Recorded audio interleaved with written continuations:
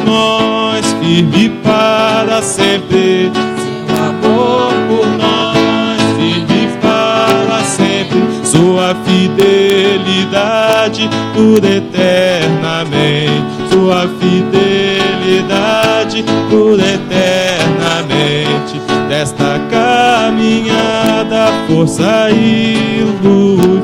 Desta caminhada é força e luz. É quem nos anima, Ele nos conduz. É quem nos reanima, Ele que nos conduz. Glória ao Pai, ao Filho e ao Santo Espírito.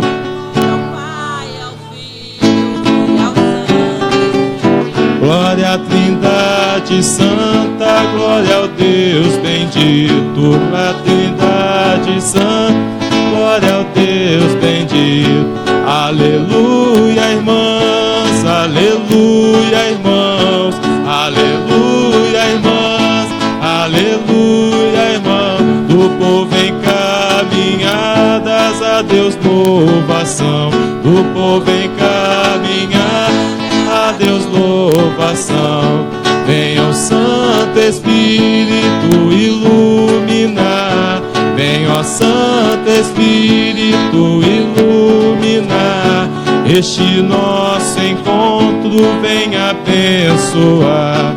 Este nosso encontro venha abençoar. Nessa noite, recordando a vida, lembramos Santo Afonso Maria de Ligório, santo, bispo e doutor da Igreja. Com 17 anos, se doutorou em Direito Civil e Eclesiástico. Colocou seus dons a serviço do reino e, como sacerdote, desenvolveu missões entre mendigos e camponeses. Com 60 anos, foi eleito bispo e pastoreou com prudência e santidade. Lembramos também a caminhada desta equipe de articulação, que juntos buscam se colocar a favor da vida, promovendo a inclusão e o resgate de valores e dignidade das famílias. Acolhemos todas as pessoas e pastorais também, trazemos presente, que nos ajudam a trabalhar a favor das famílias. Apresentamos o trabalho da pastoral familiar.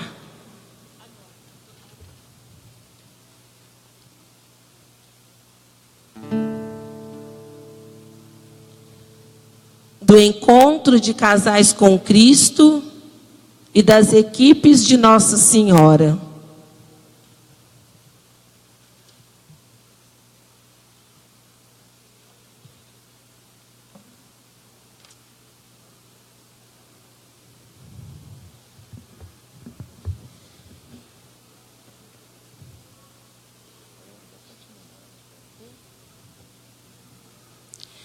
A entrada dos ícones, por favor.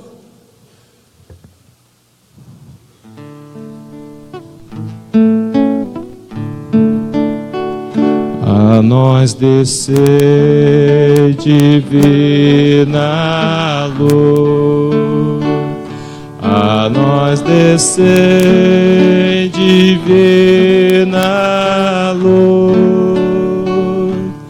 em nossas almas acender o amor de Jesus, o amor de Jesus. A nós descer divina luz, a nós descer divina luz,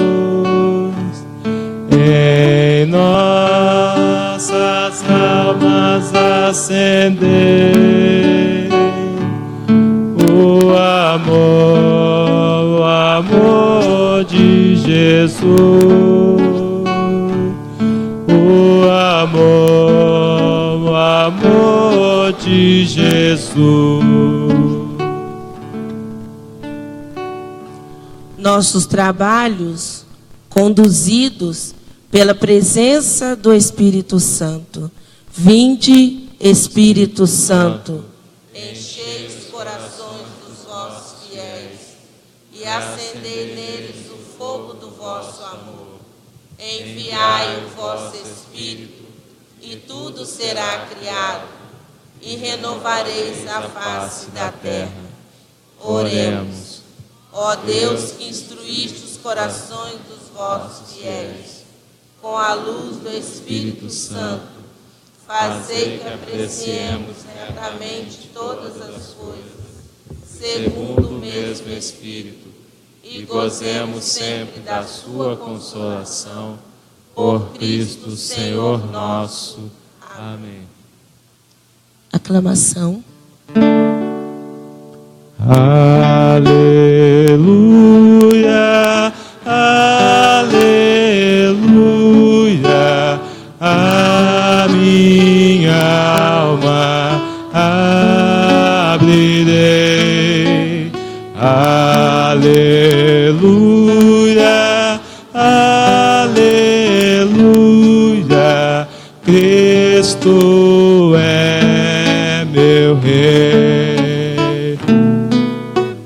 Aleluia,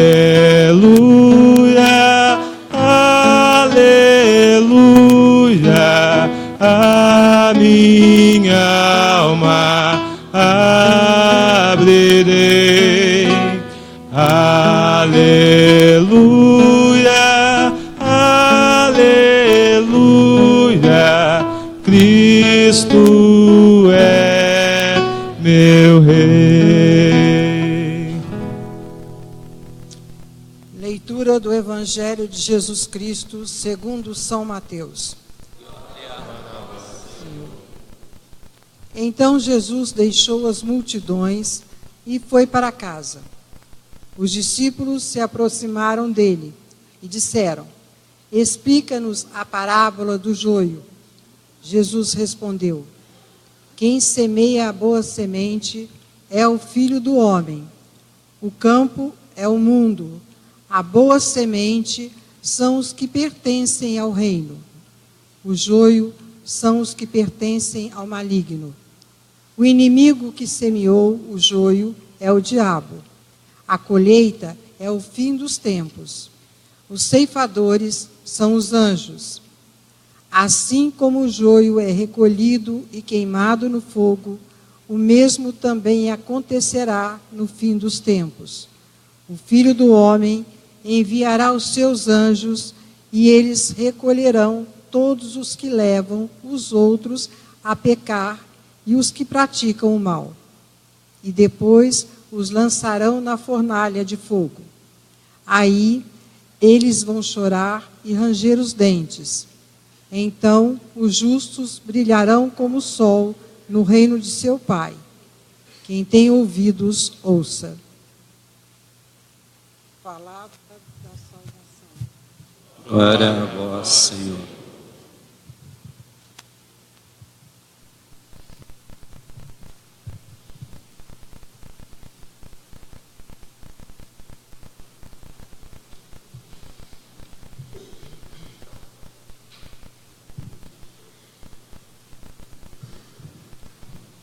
Onde No amor fraterno amor, onde reino amor, Deus aí está. Onde reino amor, fraterno amor, onde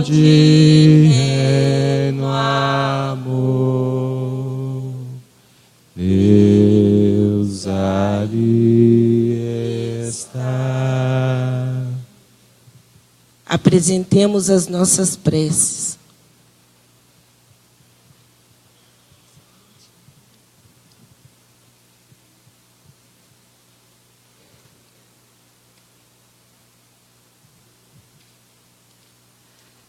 Para que não nos acomodemos e busquemos sempre nos aprofundar na fé, vivendo o Evangelho, como verdadeiros discípulos pedimos. Senhor, escutai a nossa prece. Para que, sabendo discernir, busquemos praticar bem para colher o bem, servir ao invés de ser servido, reunir ao invés de excluir, pedimos. Senhor, escutai a nossa prece. Para que nossas comunidades derrubem muros, construam pontes, acolhendo os que pensam diferente, pedimos. Senhor, escutai a nossa prece.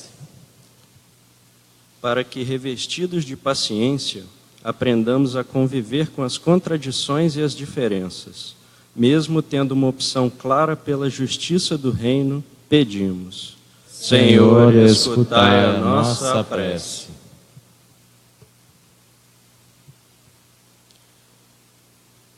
No interior dos nossos corações, cada um de nós pode estar fazendo a sua prece, em particular, pela família,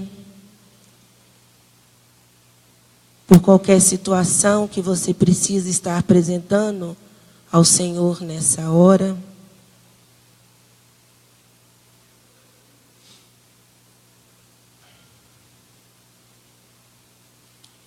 Pai nosso, que estás no céu, santificado seja o vosso nome. Venha a nós o vosso reino. Seja feita a vossa vontade, assim na terra como no céu. O pão nosso de cada dia nos dai hoje. Perdoai as nossas ofensas, assim como nós perdoamos a quem nos tem ofendido. E não nos deixeis cair em tentação, mas livrai-nos do mal, pois vosso é o reino, poder e a glória para sempre. Amém. Oremos. Ó Deus, fonte de toda sabedoria, conduze nossos trabalhos e que a tua luz esteja bem presente em nossos debates. E que possamos chegar ao final deste encontro com mais clareza sobre os rumos a seguir e com decisões acertadas, de acordo com o teu projeto e a nossa missão. Por Cristo nosso Senhor. Amém. Dom Francisco.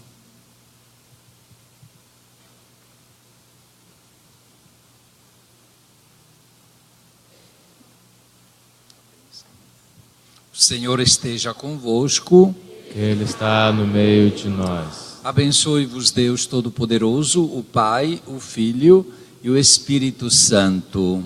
Amém. Bem-vindos e bem-vindas para todos.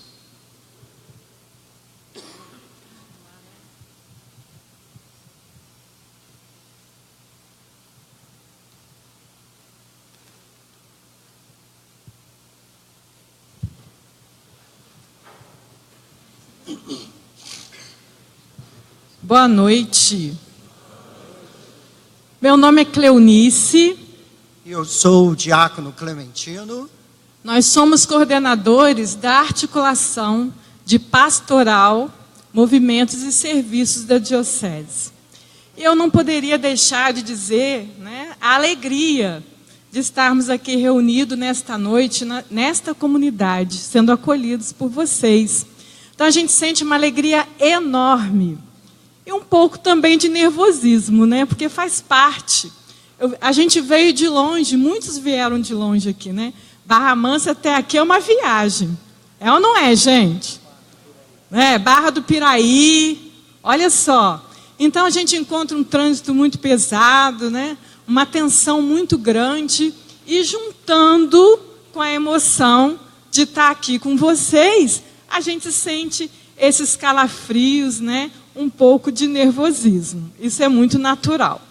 E aí eu me lembro, rapidamente, que uma vez uma pessoa me disse assim: Cleonice, nervosismo é a coisa mais natural. Porque quando a gente deixa de sentir aquela tremedeirazinha, aquele frio na espinha, é porque a gente já mecanizou as coisas, né? E as coisas de Deus não são para serem mecanizadas, né? Elas têm que realmente trazer para nós essa emoção, né? Essa alegria de poder estar junto, rezar junto, celebrar junto. E um encontro como este traz para nós muita emoção e muita alegria. Então, é o terceiro encontro da articulação, é ou não é, gente? Povo da articulação. Terceiro, né? Olha só que bacana.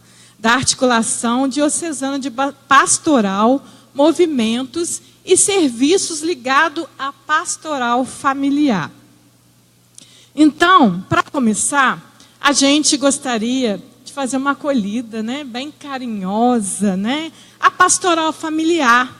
Então, a gente começa convidando o casal, para vocês conhecerem, né, para ficar de pé, o casal coordenador diocesano da pastoral familiar, Cristina e Aguinaldo.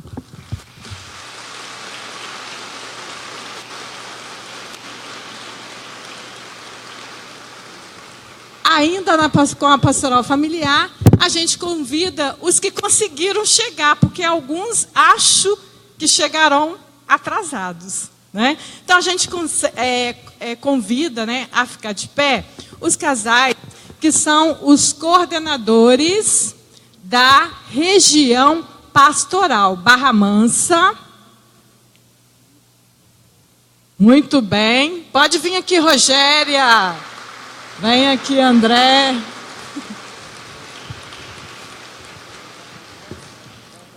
Volta Redonda. Cadê o coordenador? Já chegou? Lá atrás. Muito bem. Seja bem-vindo. Vamos chegar aqui. Oi? Fábio e Iane. Muito bem. E também Barra do Piraí. Casal coordenador da pastoral familiar, chega aqui na frente.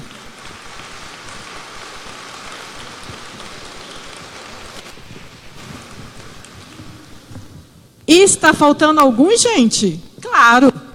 Está faltando de Resende, aquele que nos acolhe. Cadê? Muito bem. Regina e Fortunato.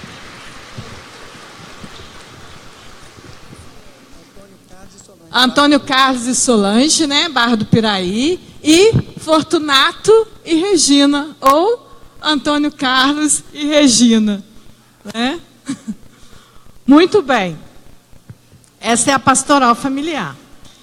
Agora, a gente convida aqui para vocês conhecerem o nosso coordenador do Encontro de Casais com Cristo diocesano, que é a Sandra e o Alexandre.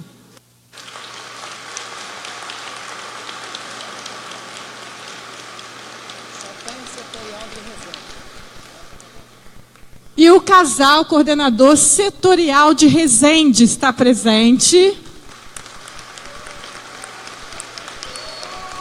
Muito bem. Legal. Mais algum casal coordenador? Estão trabalhando no encontro, gente. Muito bem. Muito bacana.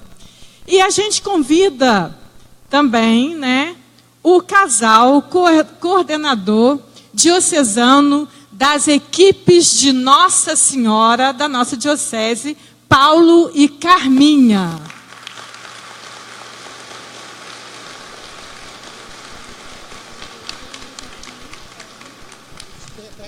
E vou pedir para ficar de pé todos os casais que participam desse movimento, né, de oração, equipes de Nossa Senhora, que só tem em Volta Redonda por enquanto.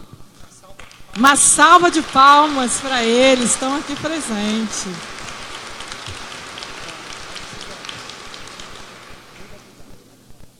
Desde já, agradecemos a acolhida dessa comunidade que nos recebe na pessoa do Padre Márcio e de todo o clero desta região pastoral. O Padre Márcio está?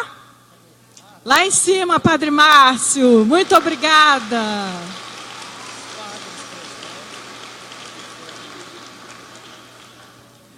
Agradecemos também os outros padres também, né? Aqui de Resende, que estão presentes. Tem mais? Fiquem de pé, por favor. Isso, uma salva de palmas. Também peço para que fiquem de pé os diáconos presentes. Muito bem. Tem mais, olha lá, Marcinho. Muito bem. Religiosos e religiosas, temos presente aí? Muito bem, seja bem-vinda. Temos. Muito bem. E, finalmente, a gente acolhe todas as pastorais, todos os movimentos presentes, todos os serviços e todo o povo de Deus. Uma salva de palmas para nós. Sejam todos bem-vindos. Muito bem.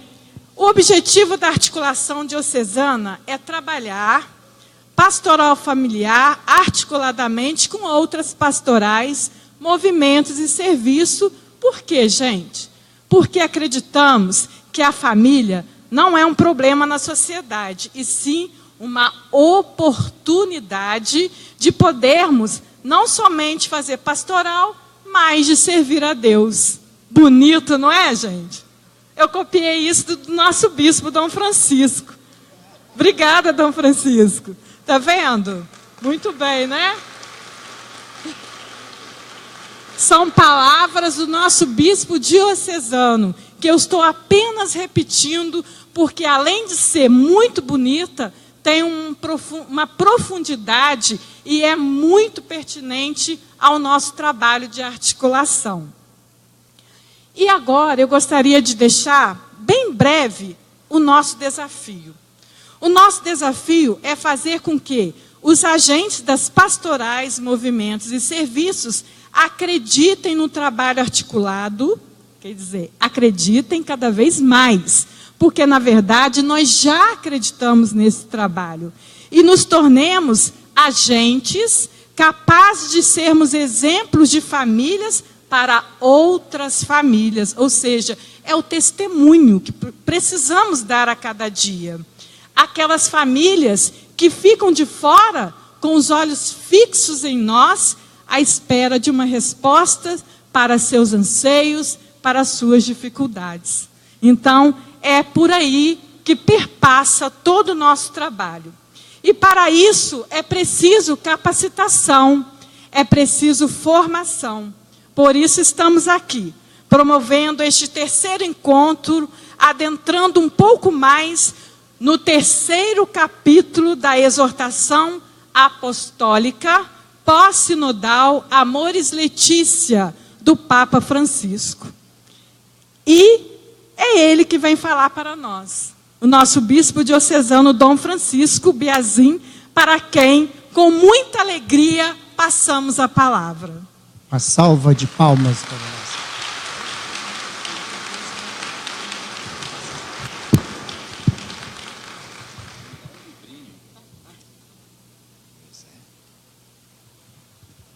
Obrigado a Cleonice e também ao Clementino. Obrigado a todos vocês, casais que aqui estão nesta noite, para, em vista da Semana da Família. Este ano, nós padres, na Semana da Família, estaremos em retiro. É por isso que antecipamos este encontro, que normalmente se realiza durante a Semana da Família. Porque o retiro dos padres é um marco importante para todos eles, para todos nós. E este ano virá um bispo que é muito missionário. Ele veio lá da Amazônia. O ano passado ficou emérito, isso quer dizer, se aposentou, mas está cheio de gás e está cheio da presença do Espírito na vida dele. Portanto, nós, na Semana da Família, vamos orar por todas as famílias, por todos e todas vocês, a fim de que a família corresponda cada vez mais ao projeto de Deus. Antes de iniciar uma apresentação do capítulo 3 da exortação apostólica Amoris Laetitia, eu queria retomar, de certa maneira, e reforçar aquilo que foi dito. Na igreja, sempre, mas sobretudo nestas últimas décadas, frisa-se até quase a exaustão a necessidade de trabalharmos de forma orgânica, que não é o orgânico que se coloca nos campos, nas hortaliças e etc., né? Mas vem de organismo. O nosso corpo é a expressão mais clara, mais evidente de que cada membro não somente está unido, mas está relacionado para a sua própria, para desenvolver as suas funções com o corpo todo. E na igreja, que é chamada também corpo de Cristo, não se entende mais. Infelizmente, vez ou outra, a gente encontra ainda, mas não se entende mais um trabalho feito isoladamente dos outros trabalhos. Não se concebe mais um movimento, uma pastoral, que olha para o seu umbigo e fica satisfeita porque faz um trabalho bonito, ignorando o organismo da igreja. Este corpo que não é o corpo da gente, é o corpo místico, vivo, de Cristo entre nós.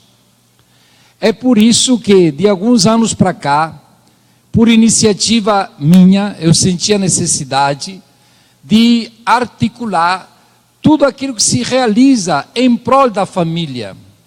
Ninguém quer que as equipes de Nossa Senhora se tornem encontro de casais com Cristo. Seria muito chato todo mundo ter a mesma fisionomia. Já pensou o mundo, todo mundo careca? Né? Ou todo mundo loiro, ou todo mundo... Quer dizer, é tão bonita a variedade, porém, ao mesmo tempo que a gente é diferente, nós somos chamados a viver, em primeiro lugar, viver, e depois trabalhar de forma conjunta, de forma orgânica. Como nós temos diante de nós, não o trabalho do nosso movimento, do nosso serviço, da nossa pastoral, mas temos diante de nós a família. É claro que todos aqueles que trabalham para o crescimento da família, para a valorização da família, para o resgate do matrimônio e da família, tem a ver não somente com a igreja, mas com todos os outros que fazem um trabalho de outra maneira, com outro carisma, mas que tem como finalidade o bem-estar espiritual, por que não dizer também, né? O bem-estar econômico, o bem-estar social da família em que nós vivemos. Por outro lado, se fosse para eu falar aqui da família, eu poderia falar aquilo que li, estudei quando eu estava no seminário, que depois me cultivei ainda, né?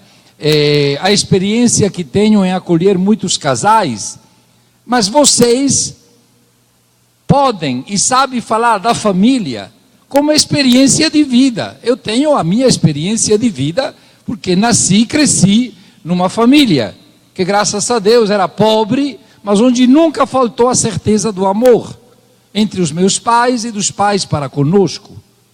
Porém, eu não criei família de forma natural, humana, porque a minha vocação é outra. Mas qual é a vocação do bispo e do pastor? A vocação minha é de criar unidade dentro da igreja. Se na minha vocação, na minha vivência de fé, eu fosse um elemento que, para defender as minhas ideias, no lugar de unir, dividisse as pessoas, eu trairia a minha vocação. O bispo é o sinal da unidade dentro da sua igreja. É por isso que quando eu vi que tinha 3 setores que trabalhavam para a família: a pastoral familiar, o encontro de casais com Cristo, as equipes de Nossa Senhora, toda gente santa e boa. Eu não tenho nenhuma reclamação a respeito de ninguém de vocês, mas que não se articulavam. Cada um percorria o seu caminho. Disse: mas a minha vocação é criar unidade dentro da igreja. Eu não estou aqui para me apoiar num grupo e desprezar o outro. Eu não estou na igreja para criar divisão. A minha função essencial, sem a qual eu posso renunciar agora de ser bispo, é aquela de criar unidade dentro da igreja. Eu fico muito contente que depois de 4 anos, creio que estamos caminhando, não é? Inicialmente com um pouco de dificuldade também, porque não estávamos acostumados, né? Então, até se acostumar, até compreender, né, bem esta caminhada, precisa, dialogar, dizer aquilo que cada um pensa, as dificuldades que encontra, mas eu estou vendo que cada dia mais aumenta dentro da nossa igreja esta comunhão, esta unidade entre todos os grupos, pastoral, serviços, né, carismas, que tem a família como destinatária do amor de Deus e dos cuidados da igreja. Digo também, termino, porque depois a gente é bom que se debruce sobre o 3º capítulo, né? Que também o bispo e os padres sozinhos não fazem nenhuma pastoral, tampouco a pastoral familiar. Nós devemos apoiar, muitas vezes somos chamados também a dizer uma palavra, como é o caso desta noite, não é? Mas vocês são os nossos braços, as nossas pernas, o nosso olhar sobre a família, o nosso coração para amar concretamente a cada casal, a cada família, sobretudo aquelas que estão passando dificuldades, necessidades, não é? Nós não devemos cuidar daqueles que já estão bonitinhos, gordinhos, que não tem problema nenhum. A nossa atenção, como a atenção e o cuidado de Jesus, o bom pastor, é de cuidar das ovelhas feridas, perdidas, aquelas que perderam o sentido da vida, também nas famílias. Eu fiquei muito feliz esta semana em saber de uma senhora que me procurou, né, que o filho casado estava quase se separando da esposa. Era briga até diante dos filhos, mas que diante de um convite para participar de um encontro, voltaram inflamados. E hoje incentivam também outros a participar, outros casais, da família e da vizinhança.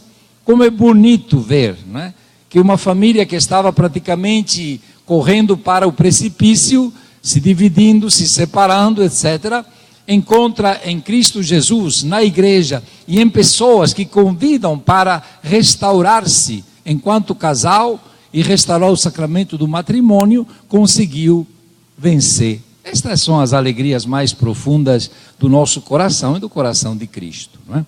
Então, eu incentivo esta caminhada nós chamamos de articulação, porque não encontramos outra palavra que possa expressar melhor, não é? Articular significa justamente respeitar ao mesmo tempo o dom, o carisma, o jeito, o trabalho de cada um, mas ao mesmo tempo ter momentos de encontros para que todos nós tenhamos diante do olhar e no coração o desejo de fazer crescer, valorizar as famílias, sobretudo aquelas que receberam o sacramento do matrimônio, mas também outras famílias, sobretudo aquelas que estão passando necessidade. Neste sentido, eu agradeço a todos vocês. Eu creio que muitos de vocês têm na mão, eu sei que nós vendemos centenas e centenas lá na Cúria, deste documento, mas não é um documento, né? É maravilhoso, é uma contemplação.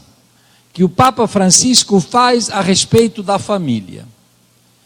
relevando também os sérios problemas pelos quais a família de hoje passa, mas sobretudo lançando um olhar que, a partir do amor misericordioso de Deus Pai, vê as possibilidades de salvar não somente a família, mas aquilo que ela representa para a igreja e para a sociedade.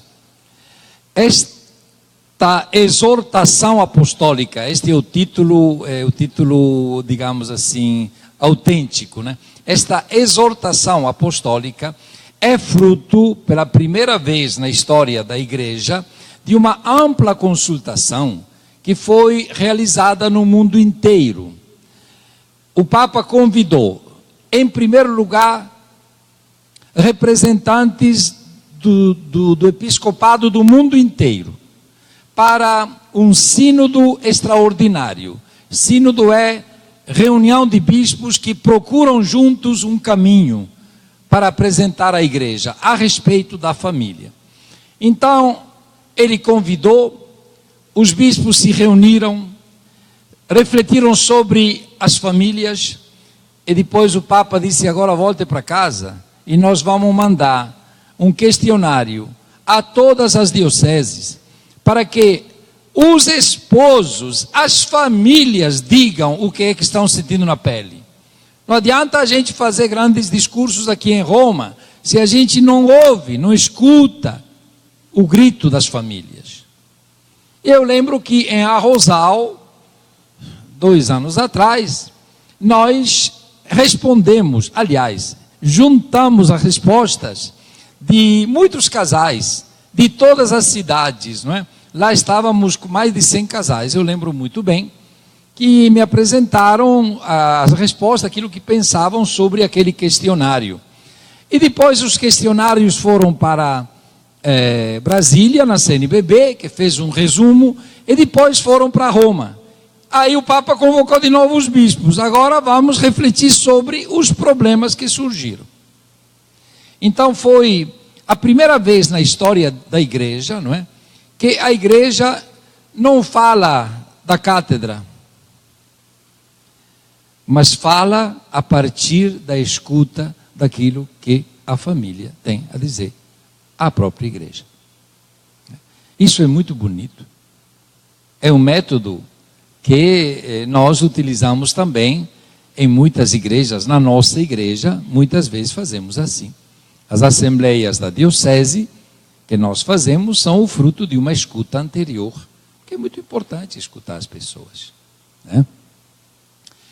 E depois, então, deste segundo encontro de bispos, que durou mais de um mês, o Papa recolheu tudo aquilo que foi discutido lá, houve votações, para sentir também aquilo que os bispos, como pastores, pensavam, e ele redigiu esta exortação apostólica, que é muito bonita. Eu não tenho nenhuma pretensão de ibope, mas atualmente, há mais de, praticamente desde o fim de junho, vocês sabem que na rádio, na nossa rádio Sintonia do Vale, tem a voz do pastor. Cada dia eu tenho mais ou menos de 5 a 7 minutos, não é?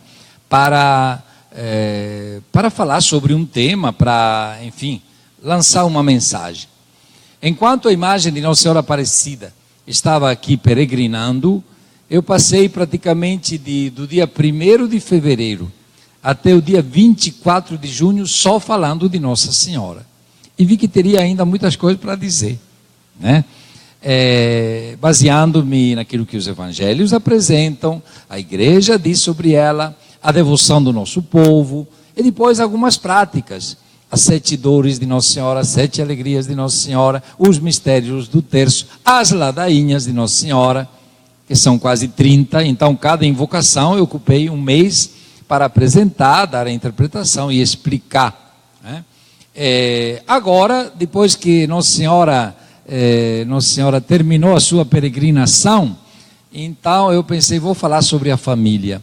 E cada dia, também hoje à tarde, eu gravei para amanhã. Eu leio 1, 2, 3 números, porque tudo está dividido em números, e depois faço um breve comentário àquilo que acabo de ler. Então, se no seu lugar pega a rádio, 6 da manhã, 12 e 18, sempre, todo dia, tem vez ou outra, alguma segunda-feira de manhã que não transmite, né? Porque sábado e domingo, às vezes, para mim, são um pouco apertados. Mas podem escutar, porque eu apenas comento alguma coisa daquilo que o Papa diz, né? E onde não chega a rádio, deixa eu vender o meu peixinho agora. A nossa diocese, desculpem, tem gente que eu não sei o que acontece na diocese. Porém, sabe tudo aquilo que acontece na Globo, né? Inclusive as novelas e de vez em quando até aquilo que não presta muito, não. Então nós temos rádio, as redes sociais, uma revista na diocese. E ainda tem gente que diz, eu não sei o que está acontecendo na diocese. A rádio, quem não escuta, tem um aplicativo, pode se escutar pelo celular. Então não tem desculpa dizer, quem não escuta é porque ou não pode, né, porque tem também dificuldades às vezes, ou não quer. Então, tem possibilidades de realmente acompanhar tudo aquilo que a nossa diocese está fazendo, a programação, cada dia, cada semana, cada mês. E agora, então, nós vamos para um breve comentário do capítulo 3º. O capítulo 3º, ele se apresenta como o capítulo que tem o seguinte título.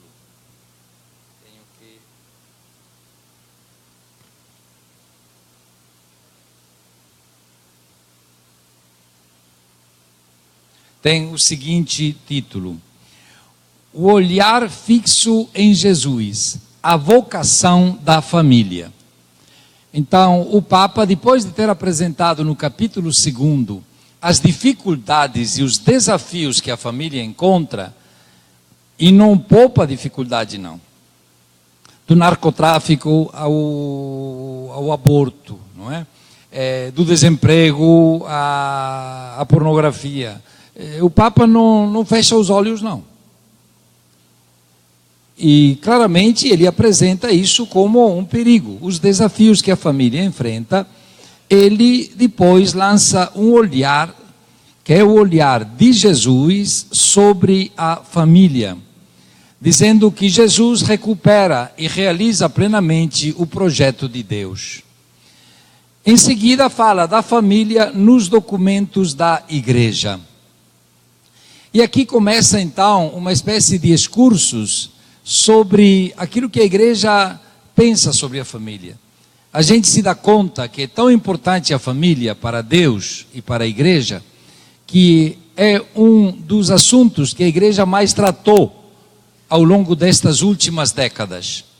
Cada Papa escreveu muito e falou muito sobre a família.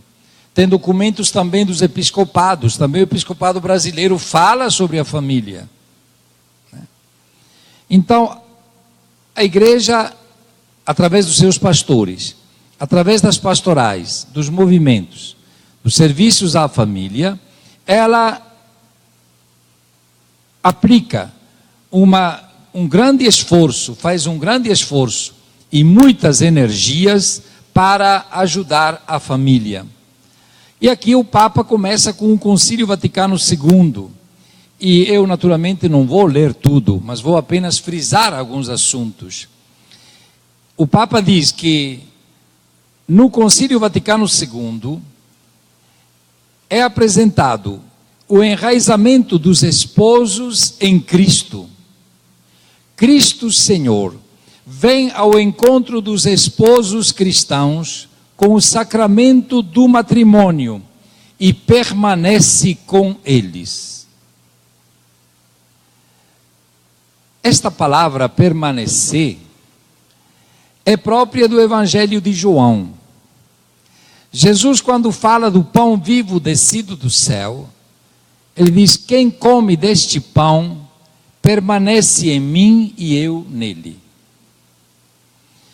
O sacramento do matrimônio, depois veremos mais adiante, não é apenas um ato que se esgota na celebração do matrimônio, mas garante a presença, ou melhor, a permanência de Cristo com o casal cristão. É algo de extraordinário aquilo que a igreja diz aos casais cristãos. Porque na maioria das vezes, se vive o matrimônio apenas como uma realidade humana, já é muita coisa. Mas que força grande tem o sacramento do matrimônio. Ele garante a presença de Cristo no meio dos esposos e na família. E depois continua dizendo: assim os cônjuges são de certo modo consagrados e por meio de uma graça própria edificam o corpo de Cristo e constituem uma igreja doméstica, de tal modo que a igreja, para compreender plenamente o seu mistério, olha para a família cristã que o manifesta de forma genuína.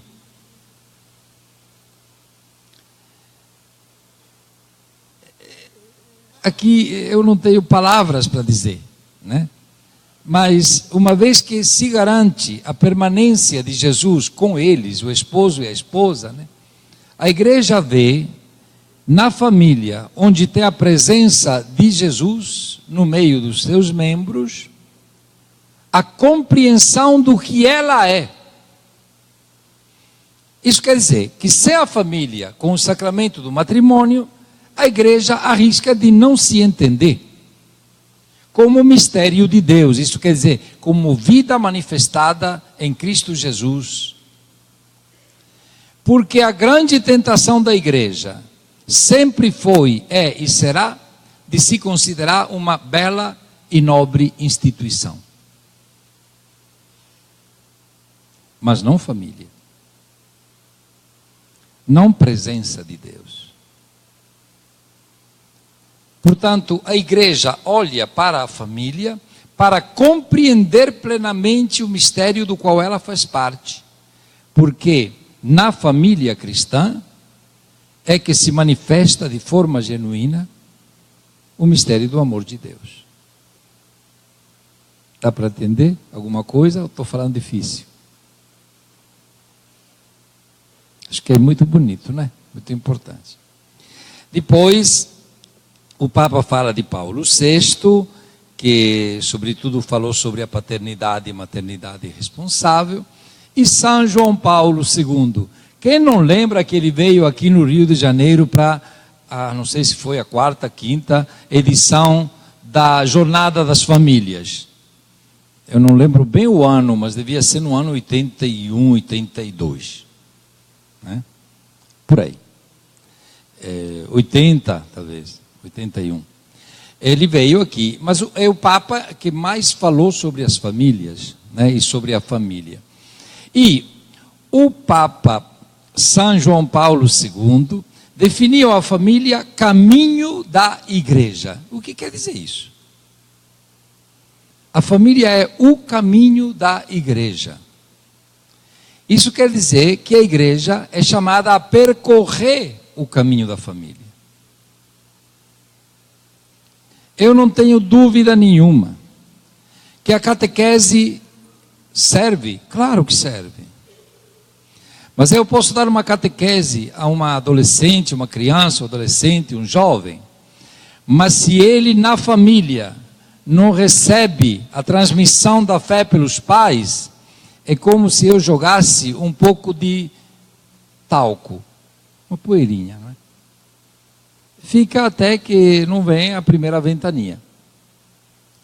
Mas se na família, que é o caminho que a igreja é chamada a percorrer, para manifestar o amor de Deus e evangelizar, não tem ambiente para transmitir a fé às novas gerações, nós arriscamos de perder as novas gerações. A família, portanto, é o caminho da igreja, porque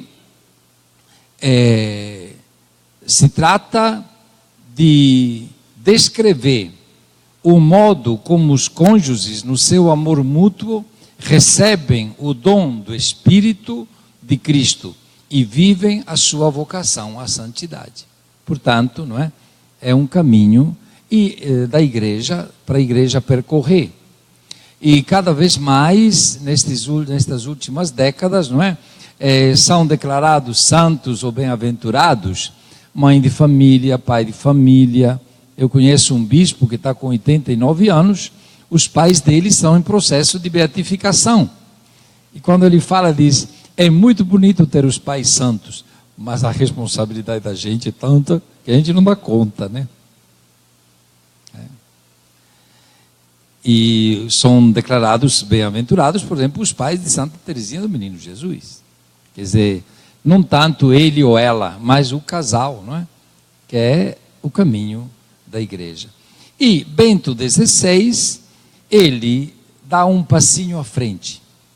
Ele diz, os casais que esquecem que o amor conjugal, em certos momentos, é um amor crucificado, não superam as crises da vida, não. Porque se na primeira ocasião eu não sou fiel ao amor para com a pessoa que Deus me colocou ao meu lado, pode ser o marido, a esposa, né?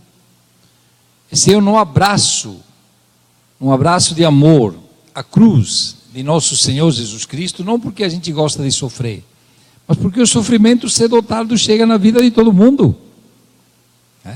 E a gente fica esquizofrênico, dividido, se a gente não abraça a Cristo crucificado. Então ele chega a dizer, não é, que o verdadeiro amor entre um homem e uma mulher se vê iluminado plenamente à luz do amor de Cristo crucificado. E que o matrimônio, baseado num amor exclusivo e definitivo, torna-se a imagem do relacionamento de Deus com o seu povo e vice-versa, o modo de Deus amar torna-se a medida do amor humano. E para amar como Deus amou, precisa olhar para Jesus, né? Amai-vos uns aos outros como eu vos amei. Como é que Jesus nos amou? Bom, ali tem o ressuscitado, não tem o crucificado aqui não, é? Bom, tem a cruz pelo menos, né? Depois o Papa apresenta o sacramento do matrimônio. Eu também apenas digo algumas coisas. Depois, aquilo que eu digo, espero que seja útil, incentive vocês a comprar esse documento. Eu não estou ganhando nada dizendo isso, viu? Não estou fazendo propaganda para... Não estou... Estou dizendo porque é uma beleza. Uma beleza. Então, ele fala sobre o sacramento do matrimônio. Ele diz, em primeiro lugar, que o sacramento do matrimônio, como todos os outros, se enraiza no sacramento do batismo. Nós podemos receber os outros sacramentos só se nós formos batizados. Bispo deve ser batizado para receber o sacramento do... Quer dizer, né? Porque o batismo é que nos dá a dignidade de filhos e filhas de Deus. Mas isso é óbvio de um lado. Mas do outro lado, o Papa apresenta o matrimônio como o batismo do casal. Mas na frente se dirá, mas eu vou adiantar depois, então não preciso repetir. Ele diz, acontece que na igreja, desde sempre, dois pagãos, ele e ela, que vivem como marido e mulher, em um certo momento se convertem a Jesus Cristo e são batizados, não precisa que se casem na igreja. porque a sua relação de amor, uma vez que eles são batizados em Cristo Jesus, automaticamente é santificada. Vocês sabiam disso? É bom saber. Né? Ele e ela que não são cristãos, são budistas, suponhamos, não é?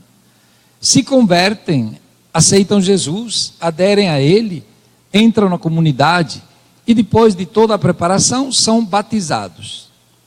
Eles se querem bem, estão vivendo junto há muito tempo, com as suas dificuldades, como todos os casais, porém, né, querem continuar a sua relação de amor conjugal. O batismo automaticamente santifica a sua união. E não precisa, não é necessário.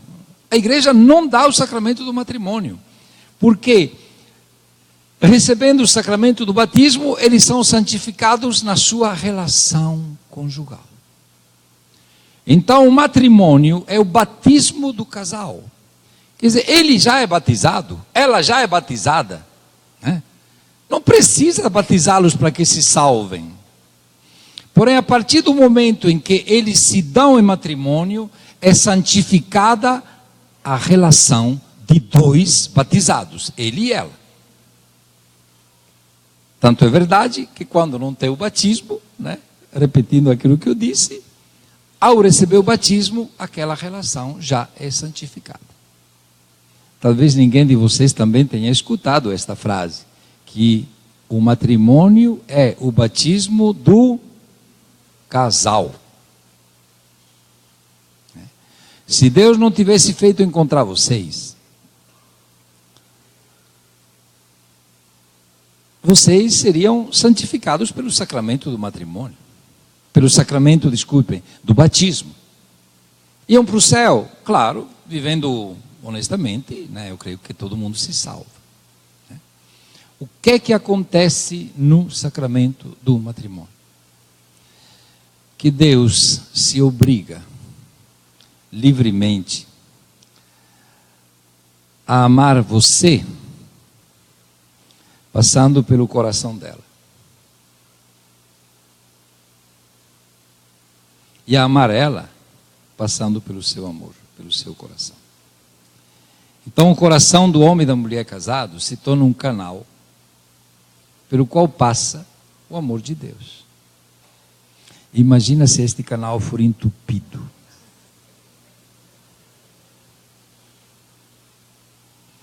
Pior ainda se for sujo. Ou coisa parecida. Quer dizer, é uma grandeza enorme. Olhando bem, de vez em quando me dá a tentação de casar. Agora não, mas me deu, né? Porque é tão bonito que precisa. Não, tentação, vocês entendem o que eu quero dizer, né? É tão bonito falar disso, que realmente é uma coisa extraordinária, é uma contemplação, né? Então vamos para frente. O Papa diz, escuta aquilo que ele escreve. O sacramento não é uma coisa e nem uma força. Quantas vezes, né? Você vai na igreja que você vai receber uma força. O sacramento não é uma força. A oração não é uma força. Não é? Como quando você, não sei, vai fazer uma cura para se rejuvenescer. Não é bem assim, né? O sacramento não é uma coisa, nem uma força, mas o próprio Cristo na realidade, que vem ao encontro dos cônjuges cristãos pelo sacramento do matrimônio e permanece com eles, mais uma vez. Né? Portanto, quem casa na igreja não é que vai receber uma coisa e nem uma força, não é? Vai receber o Cristo, né? Vai receber o próprio Cristo na realidade, que vem ao encontro dos cônjuges cristãos pelo sacramento do matrimônio, permanece com eles e concede-lhes a força de segui-lo, levando sua cruz, e de levantar-se depois da queda, perdoar-se mutuamente, carregando o fardo uns dos outros. Mas quem nos dá a força é Ele, não é uma força, né? É Cristo que te dá a força. Isso está no número 73 da página 54. E depois o Papa chega a dizer também que, quando se fala de sacramento do matrimônio, não é um sacramento cheio de nome toques. Né? A relação sexual é importante para expressar também o amor de Cristo com a igreja. Portanto, é o sacramento mais corpóreo que possa existir. É um sacramento de água benta, né? É um sacramento de duas pessoas que, através do corpo, da sexualidade humana, né, abençoada, santificada por Cristo, é capaz de, como é que se diz, de sustentar o amor entre os dois. Esta é a primeira finalidade do matrimônio, né? E também de estar aberto à vida. Quer dizer, deste amor pode brotar também uma vida nova. O Papa diz: vivida de modo humano e santificada pelo sacramento, a união sexual é, por sua vez, caminho de crescimento na vida da graça para os esposos. É o mistério nupcial. O valor da união dos corpos está expresso nas palavras do consentimento,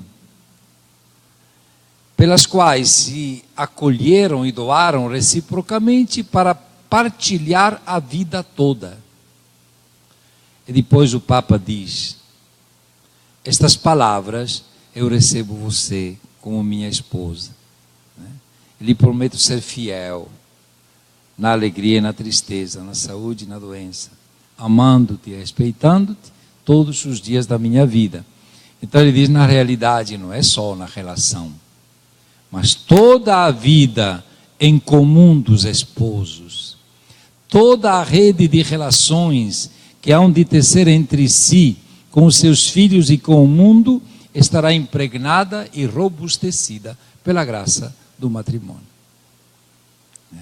Aquele pode ser o momento culminante, ou um momento como a raiz que sustenta toda a vida.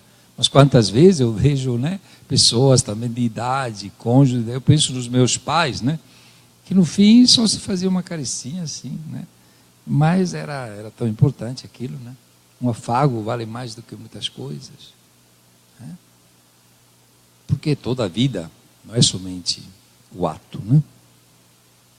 E o Papa lembra que no sacramento do matrimônio, quem são os celebrantes, né, os ministros do sacramento do matrimônio são o homem e a mulher que se casam. E que é importante que a gente dê valor a esta realidade. Eu penso, não tenho certeza ainda não, mas já comecei a falar com os padres. Este ano eu gostaria que a Assembleia Diocesana fosse sobre o sacramento do matrimônio. Porque enquanto eu leio, medito, para dizer depois também alguma palavra de comentário, digo, mas muitas coisas eu tenho a impressão que não se sabem na igreja. Que não se vivem, pior ainda, dentro da igreja. Né? Então está na hora da gente realmente compreender tudo isso. É tão importante que ele e ela são os ministros, que em certos casos a igreja considera sacramento do matrimônio a união entre um batizado e uma batizada sem padre e sem nenhuma testemunha oficial, que não puderam estar presentes. Mas o sacramento do matrimônio está se tornando também, não é, uma busca a todo custo de um padre. Tem também gente, meninas que me mandam, o senhor não poderia fazer o nosso matrimônio? Eu falei assim, como o bispo começo a fazer matrimônio, todo sábado tenho compromisso para casar só. Porque já pensou o bispo com a mitra na cabeça para tirar retrato bonito? Não tem melhor, não é? Então se desvirtua O objetivo fundamental. Eu quero o padre tal. E se não for o padre, sabe quanta gente eu recebo na cúria? Eu não encontrei padre para casar minha filha. Mas digo, mas não é necessário o padre. Não, já pensou. Então pode vir de fora. Tem padre que vem de Brasília para casar aqui. Eu entendo que tem uma história de séculos. Portanto, não fico nem bravo, nem perco muito tempo, nem perco a calma, né? Porém, digo, o que entenderam estes meninos, ele e ela que vão casar, se querem o padre famoso, ou o padre da família, ou um padre, porque sem padre a bênção não pega. Não é assim que pensa. Pô, desculpa, gente. Quem é que pensa que eu e ela somos os ministros? E até o bispo, se casasse, é um testemunha qualificado da igreja, oficial. Mas quem casa diante de um casal leigo, não é, que tem a autorização do bispo de ser testemunha, portanto não faz as coisas à revelia. Casa tanto quanto se fosse o Papa casar. Porque quem casa não é o Papa, e nem o bispo. Quem casa é ele e ela. Eles são os ministros do matrimônio. Só que tem se acumularam ao longo destes séculos tantas coisas, que o matrimônio se esvazia da realidade mais importante que ele tem, né? E que é vivenciado por ele e ela, né? Que realmente... Então, aqui o Papa diz, né? Que é muito importante que no sacramento do matrimônio se resgate que os ministros são o homem e a mulher que se casam. E que, ao manifestar o seu consentimento e expressá-lo na sua entrega corpórea, recebem um grande dom. Nos dias passados, quando eu comentei aqui, mas não vou voltar para trás, né? O Papa disse que o marido é um dom para a mulher, e a mulher é um dom para o marido. Aí eu comentei isso, né, na rádio, e à tarde recebo um WhatsApp. É um homem, né, jovem, deve ter 40 anos, casado, vive intensamente sua vida cristã, né, bem casado, tem um casal de filhos. Ele me disse: Dom, eu fiquei emocionado quando o senhor disse que a minha mulher é um dom para mim. Porque ela sempre foi, eu procuro ser um dom para ela, só que nunca pensei. Mas Deus não fez encontrar vocês à toa, a menos que a gente não acredite que foi um acaso, então, né, vamos lá aguentar, não é? Até que Deus deixar. Não é por aí. Quem é que vê a sua mulher como um presente que Deus te deu? Seu marido como um presente que Deus te deu, né? Então é muito bonito, não é? Quando a gente reflete sobre o sacramento do matrimônio. Eu agora, vocês estão cansados, né? Posso ir para frente mais um pouquinho? Pouco, uns 15 minutos, até menos, né? Então, o Papa diz aqui uma coisa que nem eu tinha nunca pensado, sabia? Por isso que faz bem para a gente também. Ele diz que, desde sempre, vamos ver se consigo expressar, né? Sempre teve na igreja pessoas que afirmaram com convicção, né, que só quem é batizado, faz parte da igreja e está dentro da igreja, é que tem toda a verdade. Os outros estão completamente errados. Tem até um ditado que se diz: fora da igreja não há salvação. Vocês nunca escutaram isso?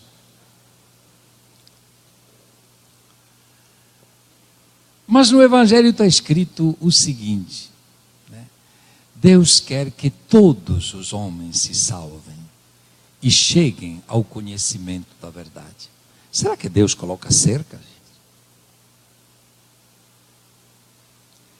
Será que para Deus eu sou importante, aquele que é de outra igreja ou de outra religião não vale nada não, vai para o inferno, pronto, acabou. Porque esta é a mentalidade que entrou em muitas pessoas da igreja católica, e que hoje está presente muito mais, eu posso falar para vocês, em algumas igrejas evangélicas, né, só eles se salvam, os outros são todos condenados. Vocês não escutaram nunca isso, não? É? Então tem que se converter a todo custo, na marra. Né?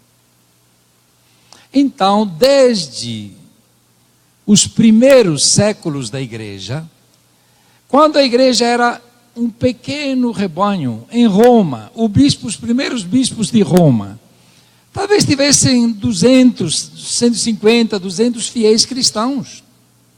Porque foi assim, né, de boca em boca, que se espalhou o cristianismo. Em Roma, por mais de um século, a única missa que se celebrava era aquela do Papa, do bispo de Roma.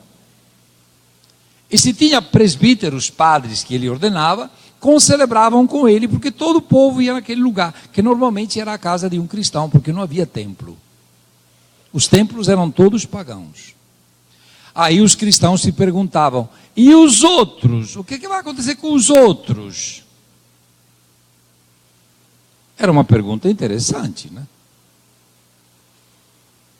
É uma pergunta que se fazem os cristãos, sabe aonde? No Japão, na Coreia, nos países do Oriente, onde o budismo é uma religião mais antiga do que o cristianismo.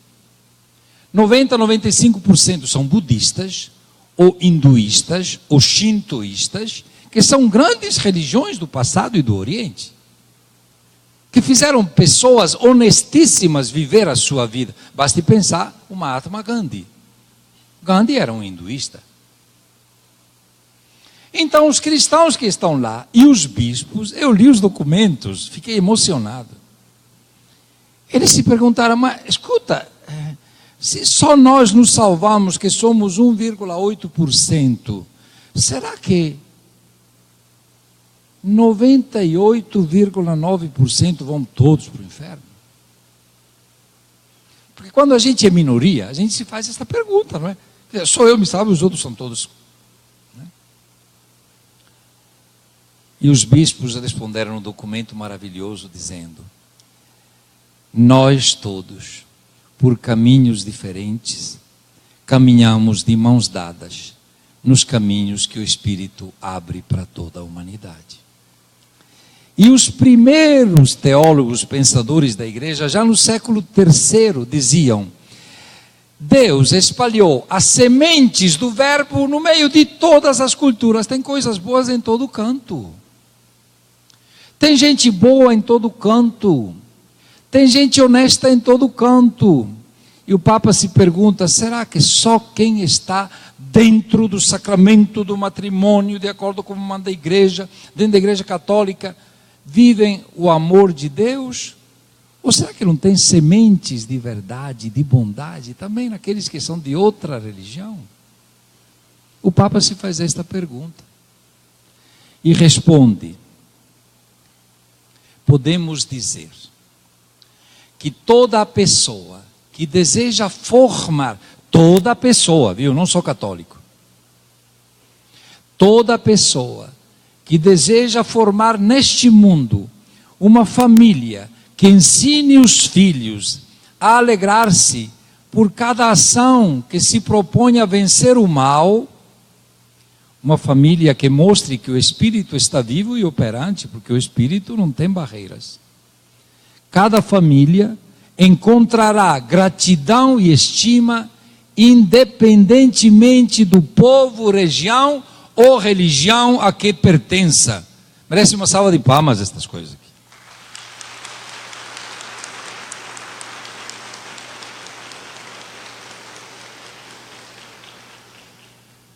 Porque o bem não tem barreiras.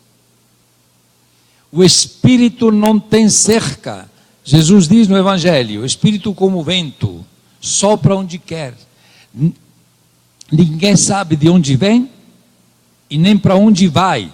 Quem somos nós que queremos amarrar as asas do Espírito e termos a medida para saber quem Deus quer salvar e quem não quer salvar? Mas é uma visão muito mesquinha. Nos coloca no lugar de Deus, gente. Nos torna orgulhosos. Nos impede, não é, de ter a visão do Evangelho de Jesus. Eu repito, podemos dizer que toda pessoa que deseja formar neste mundo uma família que ensine os filhos a alegrar-se por cada ação que se propõe a vencer o mal, encontrará gratidão e estima, independentemente do povo, região ou religião a que pertença. Isso é muito importante. E por fim, estamos chegando, né? O Papa fala das situações difíceis das famílias feridas. Então também aqui, o Papa diz para nós pastores, né? Se dirige muito a nós. Ele diz que diante de situações difíceis de famílias feridas, é necessário recordar sempre um princípio geral. Saibam os pastores que, por amor à verdade, estão obrigados a discernir bem as situações. Isto é citado de uma encíclica de São João Paulo II, a Familiares Consórcio. Vejam o que está escrito: saibam bem os pastores que, por amor à verdade, estão obrigados a discernir bem as situações. Não está escrito: os pastores estão obrigados a declarar quem está no pecado ou quem não está, quem está certo ou quem está errado. Não está escrito assim. Discernir. O que é que significa discernir? Alguém poderia dizer? Pode dizer que não, aqui ninguém recebe uma nota baixa, não, recebe sempre uma salva de palmas. O que é que significa discernir? Pensar, refletir, analisar, avaliar, encontrar caminhos. Né? Certas vezes eu tenho que fazer um discernimento na minha vida, né? Porque estou diante de uma situação engarbulhada, né? Uma situação assim pouco clara. Então procuro pensar, analisar, ver, pedir a Deus que me ilumine, etc. E tal. E depois tomo uma decisão, né? Depois de ter feito um discernimento, isto quer dizer uma avaliação de toda a situação. Então, nós, pastores, somos chamados não a dizer está certo, está errado, mas a discernir, junto com as pessoas. Em outra ocasião eu vou falar outras coisas, porque senão me delongo a mais. Por quê? Porque eu digo para vocês assim, com muita serenidade, simplicidade e também objetividade. Nós, na nossa igreja, acostumamos as pessoas a um infantilismo espiritual terrível. Tudo se faz se o padre diz pode. Se o padre diz não pode, não faz. Certa vez eu vou na sacristia, porque vou em todas as... Então, quando eu chego, eu digo, bispo, o senhor quer que toque a campainha ou não no santo? Eu falei, está acostumado a tocar? Sim. Então, qual é o problema? Mas o senhor quer que toque ou não toque? Entendeu? Eu deixo livre, mas se eu não dizer toque, não toca. Toca ou não toca?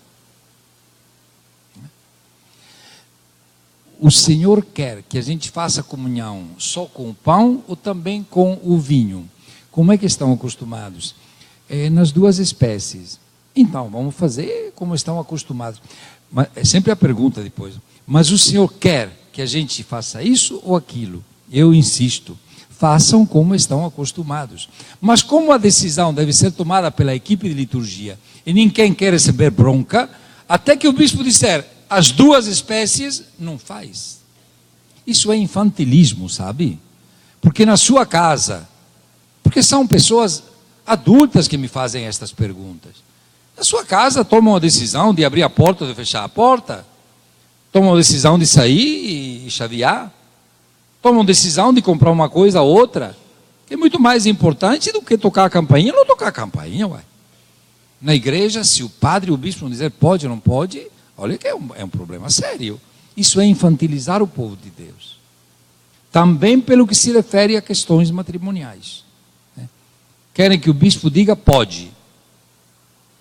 E eu faz muitos anos, bem antes de ser bispo, que nunca digo a uma pessoa pode. Eu ilumino uma pessoa, à luz do Evangelho, e no fim digo, tire as suas consequências. Mas ela diz, pode ou não pode? Aí eu explico uma segunda vez, uma terceira vez. O máximo que eu disse, em alguns raros casos, se eu estivesse no lugar da senhora, entendeu? Mas depois para não faltar de caridade também, né? Pode ser que uma pessoa não tenha alcance. Então a gente tem que ter muita caridade. Nunca tratar mal a pessoa, nem humilhar, né? Para dizer, então tem discernir. E depois o Papa diz, o grau de responsabilidade não é igual em todos os casos. Eu posso encontrar uma senhora que está separada, o marido, eu pergunto, mas como é que foi? Só para saber, né? Não por curiosidade. Diz, mas a gente apanhava, a gente foi humilhado, o senhor não pode imaginar aquilo que eu passei. Escuta, você equipara a mesma responsabilidade entre o agressor e a vítima? Espera aí, né? A gente arrisca de ser injusto, ué. Uma mulher com filhos, que aguentou de tudo, o marido a largou, etc. É que a um certo momento encontrou alguém que a amou, que amparou os seus filhos, que a tirou também da humilhação, desculpe a expressão, de cantadas feitas em todo canto, não é? Porque a nossa sociedade é assim. Você vai dizer que está errada, que vai para o inferno? Pelo amor de Deus, gente. Os casos não são iguais. E as responsabilidades não são iguais. Então não se pode colocar o agressor e a vítima meio a meio. Não é meio a meio, não. Então a gente tem que ter esta atitude, né? O Papa diz, o grau de responsabilidade não é igual em todos os casos. E podem existir fatores que limitam a capacidade de decisão. Por isso, enquanto se deve expressar claramente a doutrina fica sempre a mesma. O matrimônio é indissolúvel. Ficará indissolúvel. Nem o Papa pode anular o matrimônio. Né? Mas enquanto a doutrina fica a mesma, é preciso evitar juízos que não levam em consideração a complexidade das diversas situações.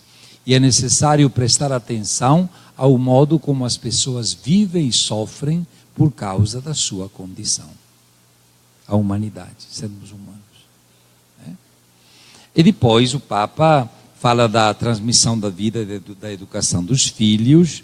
São coisas que nós conhecemos. A única coisa que eu gostaria de dizer é que o Papa diz que a responsabilidade primeira da educação é dos pais. Porque hoje em dia se delega muito à escola ou outra instituição. Né? Também casais cristãos, né? Trabalham os dois. Quando a menina chega a um ano e já tem o jardim, já tem, como é que chama, a creche, etc. e tal, né? E lá a creche, a tia diz, faz aquilo que pode fazer, né? Então se pensa que a criança, não. A criança, os primeiros, no tempo que eles têm, né? São o lugar. Então o Papa diz, não posso deixar de afirmar que se a família é o santuário da vida, o lugar onde a vida é gerada e cuidada, constitui uma contradição pungente fazer dela o lugar onde a vida é negada e destruída. A família não pode ser um perigo para as crianças, né? E é tão grande o valor de uma vida humana, é inalienável o direito à vida do bebê inocente, que cresce no ventre de sua mãe, que de modo nenhum se pode afirmar como um direito sobre o próprio corpo a possibilidade de tomar decisões sobre esta vida humana. E quando tem médicos ou pessoas que trabalham no mundo da saúde, se eles têm uma consciência formada, eles têm a obrigação moral da objeção de consciência no lugar de praticar um ato que é contrário aos seus princípios de consciência. E depois o Papa diz que para que a família tenha também amparo, nós temos que formar comunidades acolhedoras. A pergunta que eu me faço, as nossas comunidades são acolhedoras? Sempre. Também para os casos mais difíceis, né? Ainda tem muita gente, sabe, que critica porque fulana que não é casada comunga. Mas o que é que te importa? Tudo bem que passaram 15 anos, mas eu fui pároco. E certa vez uma senhora foi tirar outra da fila da comunhão. Me deu vontade de descer e de dar uma bronca, né? Mas a gente não pode fazer. Mas depois chamei esta senhora e disse: a senhora não pode fazer isso, vai. Também porque muitos casos são resolvidos em consciência e são levados ao padre em confissão, e o padre, em certos casos, pode também encaminhar com um decreto do bispo a solução de uma situação. E não é para dizer para todo mundo, vai. São situações que se referem à consciência, né?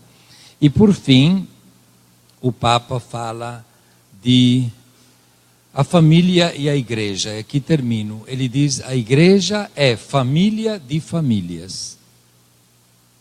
Família de famílias. Constantemente enriquecida pela vida de todas as igrejas domésticas. E, portanto, nós somos chamados a fazer com que o hoje da igreja seja certamente um dom precioso, ter em consideração também a reciprocidade entre a família e a igreja. A igreja é um bem para a família e a família é um bem para a igreja. Eu termino dizendo para vocês, né, porque terminou também o capítulo 3º, que muitos anos atrás, sei agora, talvez os anos 80, eu participei em Roma de um congresso para a família. Tinha famílias do mundo inteiro. E ficamos juntos 2 dias, nós padres também atendemos as confissões, aconselhamento e tal. Eu estava lá de férias. E a um certo momento este congresso terminou com a presença do Papa João Paulo II, que se sentou lá na frente, escutou alguns testemunhos, bateu palmas e tal, né? E depois, naturalmente, quando terminou a apresentação das experiências, ele subiu e fez um discurso muito espontâneo, né?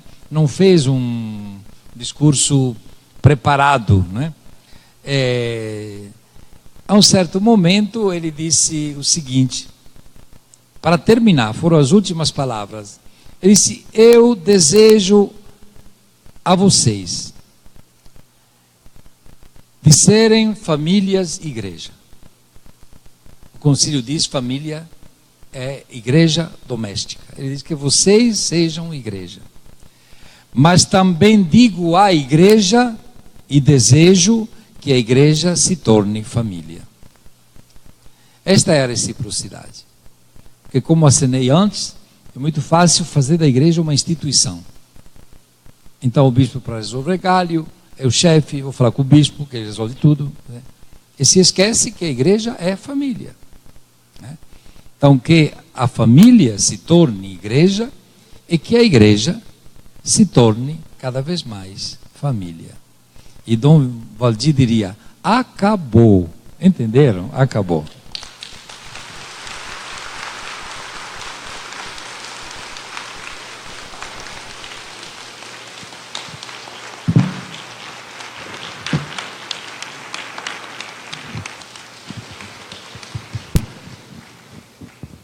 Podemos sentar um instantinho para que a gente faça então as considerações finais. Esperamos que todos tenham atingido a sua expectativa nessa explanação de Dom Francisco sobre o capítulo 3 desse documento tão importante para a nossa igreja e também para toda a família. Isso, posicionar aqui, né? Então, povo de Deus, alguns recadinhos aqui finais para que a gente possa então retornar para as nossas casas.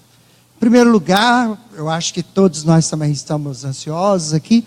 Ali fora no salão, vai ter, já deve estar prontinho, preparado para nós, um lanchinho para que ninguém retorne para sua casa com a sua barriguinha vazia, né? Faça uma boa viagem, porém com a barriguinha vazia.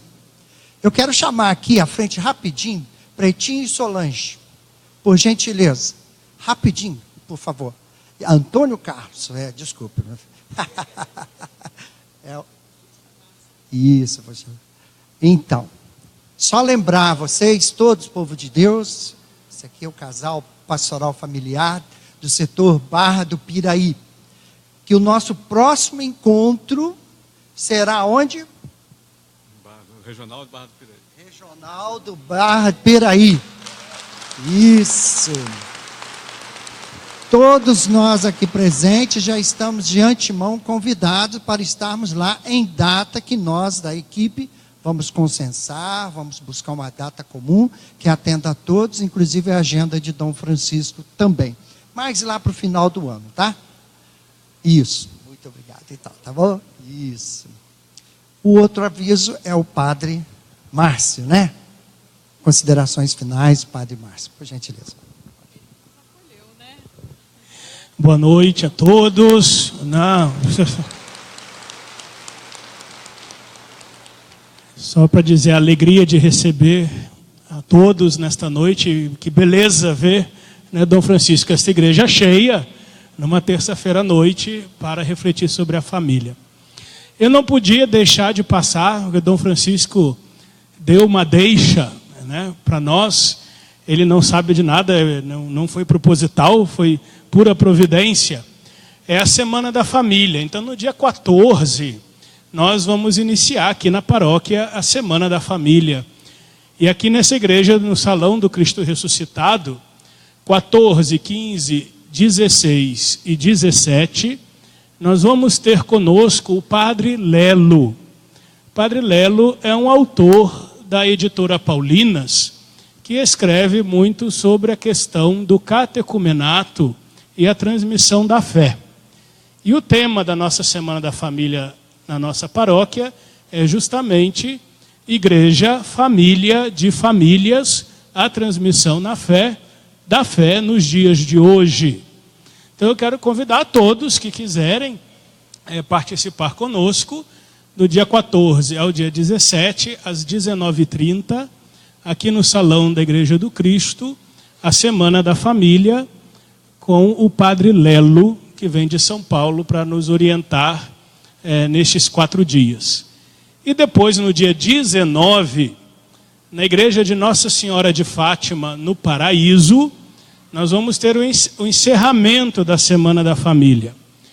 E quem vai estar conosco é a doutora Elizabeth. Ela é a juíza da vara da família da cidade de Resende. E ela vai partilhar um pouco conosco a realidade da família do ponto de vista de alguém que trabalha no tribunal, né? Porque hoje nós conhecemos um pouco a realidade nossa de dentro de igreja, né? E a realidade lá fora é um pouquinho diferente da nossa que estamos dentro da igreja, né?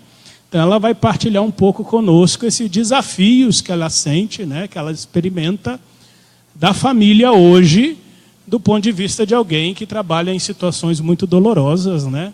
Que é quando chega no tribunal a realidade familiar de jovens, de separação e tantas coisas que a família hoje está atravessando. Então, às 16 horas, lá na Igreja Nossa Senhora de Fátima, no Paraíso, e depois a missa de encerramento da Semana da Família, a nível de região pastoral, também lá na Nossa Senhora de Fátima.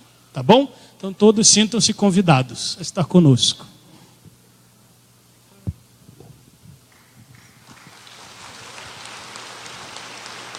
Então, agora então eu convido à frente aqui o casal diocesano da equipe de Nossa Senhora e convido a todos para que fiquemos de pé então para as nossas orações finais. Já convido Dom Francisco para que venha aqui à frente, dar a bênção. Padres também, Padre Márcio, por gentileza. Os diáconos presentes também, por gentileza. Padre, já está vindo ali, Padre João. Diácono Ferreira, José Márcio, não, o Marcinho. José Márcio eu não vi aqui hoje, ele tem. O Diácono Mota também, vem para cá, por gentileza então.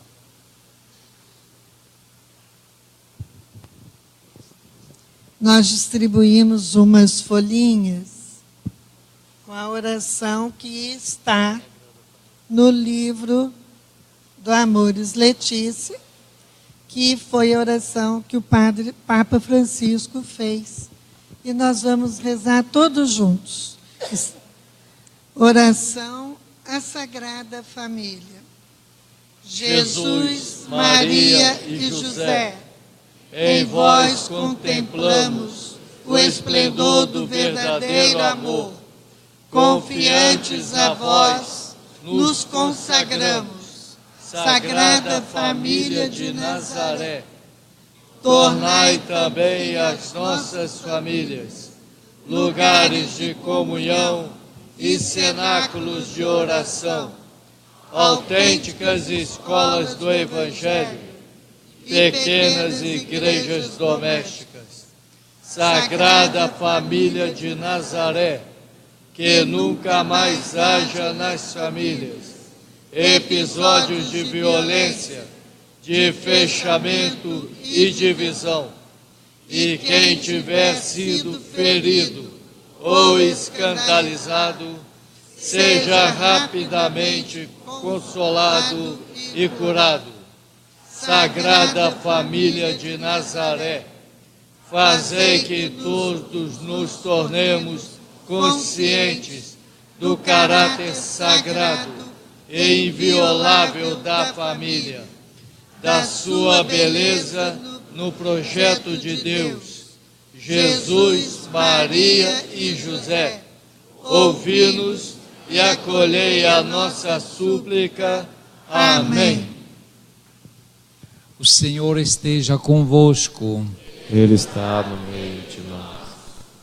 Pela intercessão de São José, pela intercessão de Maria, que gozaram da presença do Filho de Deus no meio deles, experiência inicial de ser igreja, porque a igreja é onde está o Senhor Jesus, que Maria e José intercedam pelas nossas famílias e que nos ajudem a superar o egoísmo, muitas vezes o orgulho, a autossuficiência, que nos ajudem a olhar para as outras famílias carregadas de problemas, a partir dos problemas econômicos, para ir até os problemas de relacionamentos conjugal ou de filhos que enveredam por caminhos de morte e do mal.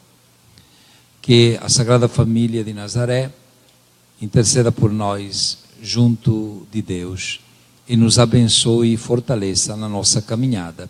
Em nome do Pai, do Filho e do Espírito Santo. Amém. Amém. Queremos também, me esqueci, de agradecer a todas aquelas pessoas que direto ou indiretamente contribuíram para a realização desse belíssimo trabalho. A equipe do Encontro de Casais com Cristo, Pastoral Familiar, a equipe de Nossa Senhora e outras pessoas também que se colocaram à disposição. Nosso muito obrigado. Cantemos então.